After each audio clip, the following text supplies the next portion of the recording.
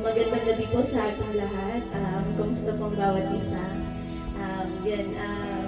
Before po tayo mag-start, babasahin ko nga lang po sa mga awit 139, verse 23 to 24. O Diyos, ako'y siyasatin, alamin ang aking isip. Subukin mo ako ngayon, kung ano ang aking nais. 24. Kung ako ay hindi tapat, ito'y iyong nababatid. Sa buhay na walang hanggan, samahan mo at ihatid. Ayan, ramdamin po natin yung presensya ng Panginoon at damhin natin na nandito ang Panginoon sa ating kalagayan at kasama natin siya na nanonood siya sa atin.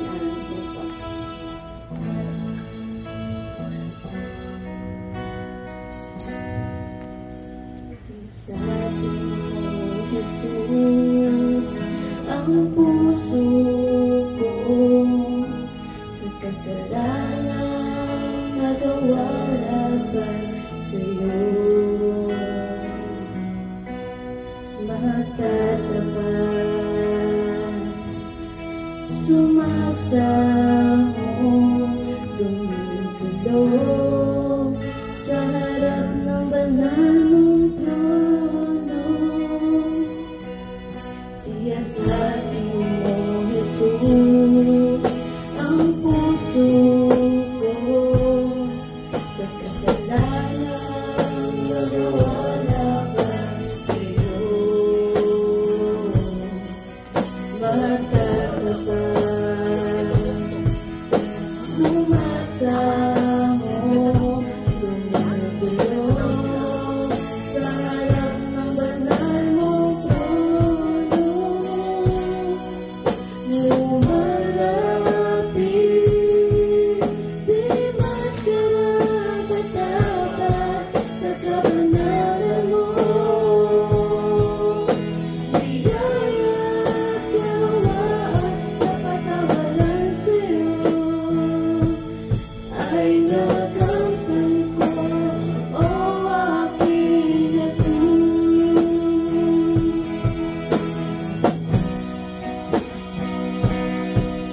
Siyasatin mo, Jesus, ang puso ko sa kasalanan nagawa laban sa'yo. Nagtatapat, sumasamo, dumudulog sa harap ng banal mong trono. Lumalapit, di magkarapat-dapat sa kabanalan mo. Biyaya at gawaan, napatawalan sa'yo ay nakamtan ko, o aking Jesus. Lumalapit, di magkarapat-dapat sa kabanalan mo. Biyaya at gawaan, napatawalan sa'yo ay nakamtan ko, o aking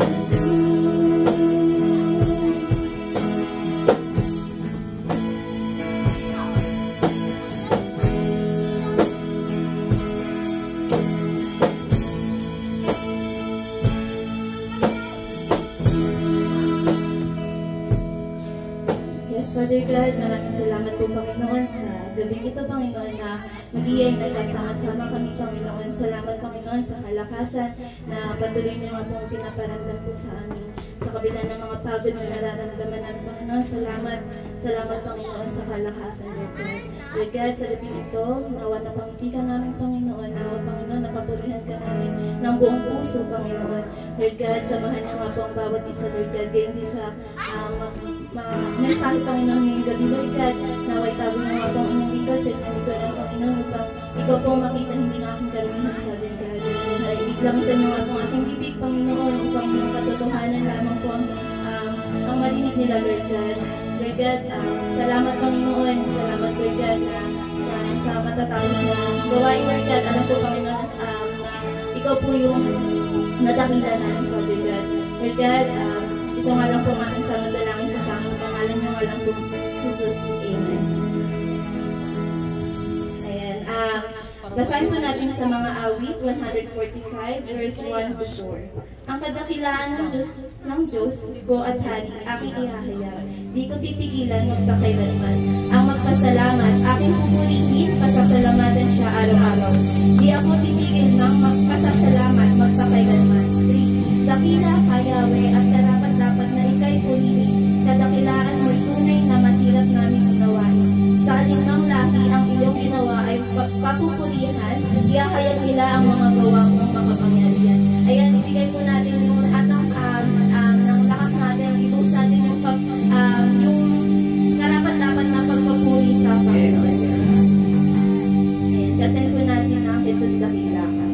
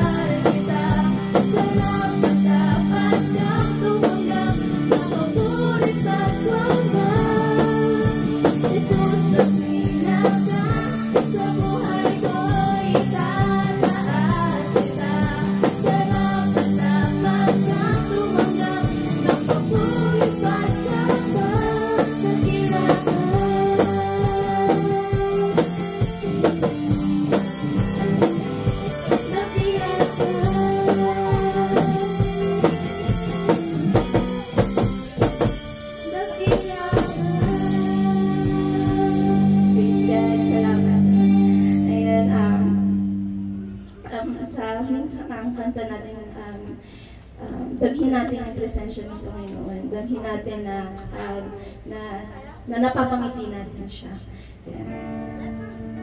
Salamat, please.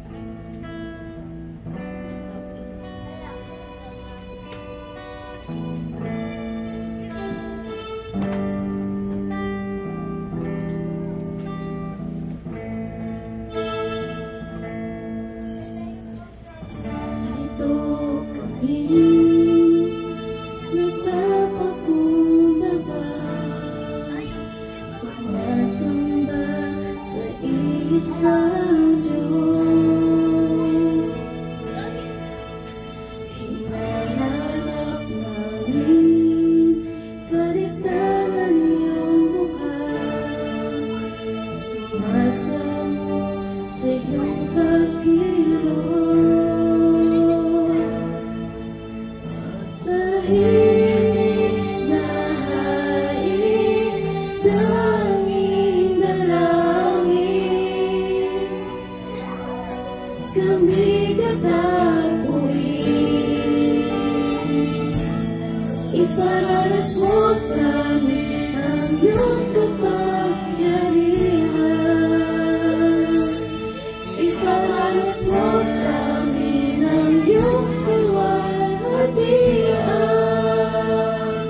Hanggang ang aming kaluluwa'y mapustos ng lubusan, at sa aming kalagitnaan bumabag ang kalangitan. Dakila ang iyong ngalan.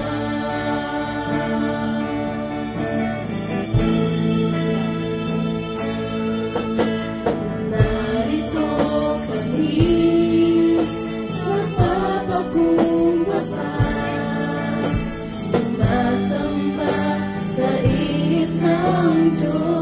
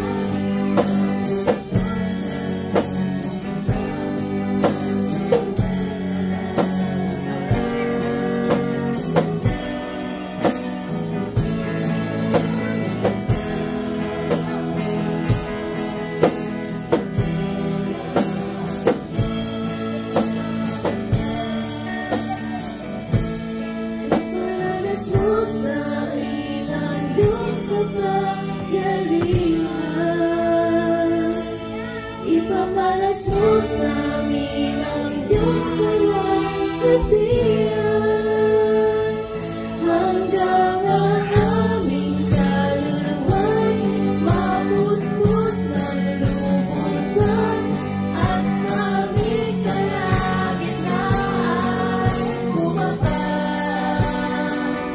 ang kalangitan. Dakila ang iyong ngalan. Ipanalasos namin ang iyong kapangyarihan. Ipamalasos namin ang iyong kalagkatian. Hanggang ang aming kaluluwa'y mapuspos ng lubusan at sa aming kalagitnaan bumaba ang kalangitan. Dakila ang iyong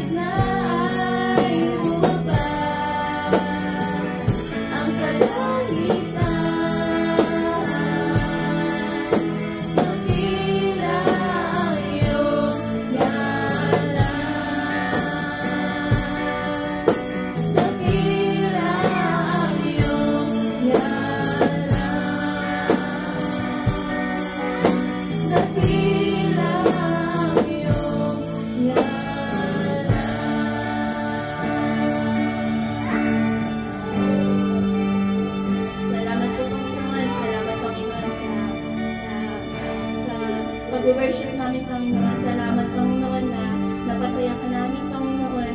Lord God, salamat Lord God dahil sinamahan niyo po kami Lord. Lord God, sa iyong lahat ng papuri, pasasalamat sa tanging pangalan ng lamang mo Jesus. Amen.